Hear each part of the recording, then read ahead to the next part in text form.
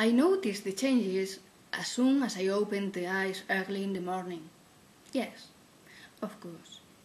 I'm exaggerating. As soon as I opened the eyes, I didn't notice any more than the shy light of the sun coming out from the clouds that threatened to drop a huge amount of rain. At work, I didn't notice much. I had worked for years at the shop that supermarkets had at the center. I started as shop assistant, afterwards shop manager, and then, in that moment, I was buyer manager. That was my charge. And even it sounds important, the only thing I had to do was checking the boxes contained the same as delivery noted. What I noticed it afterwards, while I was walking to our hut. I left home earlier. I wanted to arrive the first to make sure everything was okay. And even being early, it was late to hear more steps than mine in the street. There wasn't curfew at all, but we had to pay a fare, one that increased as it passed 12 and decreased as it passed 5 until 9. And the truth is that it was a silly expense because business had to pay a bigger fare, so big that it didn't worth their while to open. And as we had to pay for sitting on the street benches and for staying more than 10 minutes at the same place, pay the night rates became a silly expense and useless. I wore slippers and pyjamas. So did the others. In winter the others wore dressing gown, not me. I thought it was too premeditated.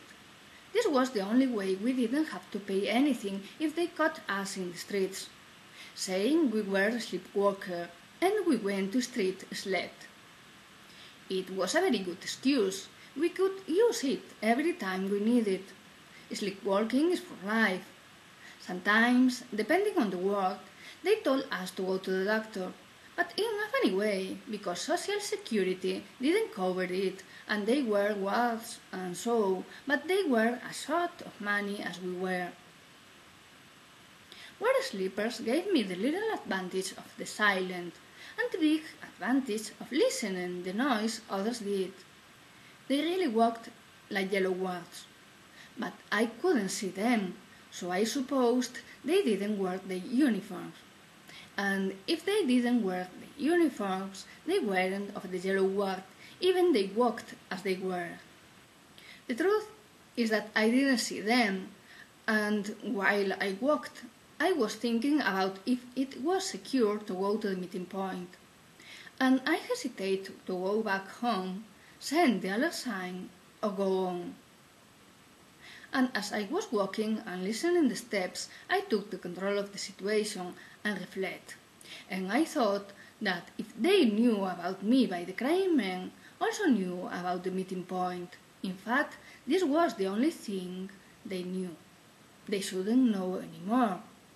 That was what I thought then, although they obviously knew much more.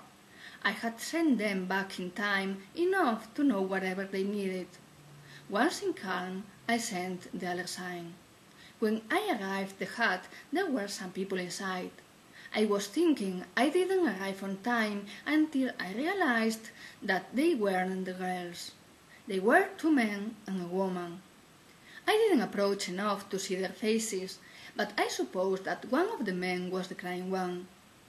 I couldn't find who was the other, but I supposed it wasn't that important.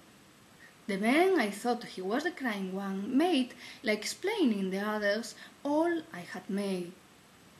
The man insisted the woman to sit down on my sofa. The woman looked at him with distrust. She looked at my dilapidated sofa with its worn flowers and not very clean, and she looked the man back. The other man went forward and sat down. Then the man I supposed the crying one pushed the sofa down the street, and as it was to be expected, the other crashed into the ground, when some rubber stone blocked the sofa's leg. The woman didn't even move. She looked at the man with a little bit of contempt. Maybe it close up was the section. but in the darkness it seemed content. The man, I believe the crying one, helped the other to get up. From the hut went out another man and another woman. They went near the first woman, and they three looked how the others got up. When they arrived, all of them went behind the hut, walked to the stone streets, and at the end I got tired and went back to the hut. I made a coffee and sat down with all of my calm. I opened the cookies box and started to eat in peace.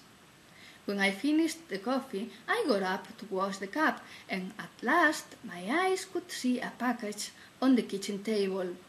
It was a very cute package, with a perfect wrapping.